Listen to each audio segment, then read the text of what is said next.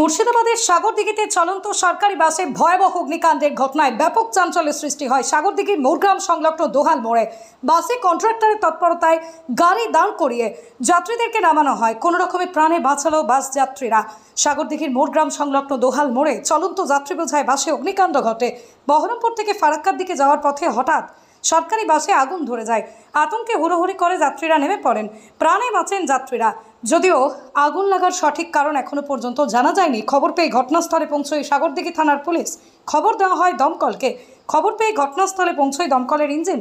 বাসে আগুন লাগার ঘটনায় একটি লেন বন্ধ করে দেওয়া হয়। দমকলের ইঞ্জিন এসে দ্রুত আগুন নেভানোর কাজে হাত লাগায়। দ্রুত আগুন নিয়ন্ত্রণে আসে, পরিস্থিতি স্বাভাবিক হয়ে ওঠে। তবে কিভাবে হঠাৎ চলন্ত বাসে আগুন লাগার ঘটনা ঘটল তা তদন্ত করে দেখা হচ্ছে পুলিশের পক্ষ থেকে।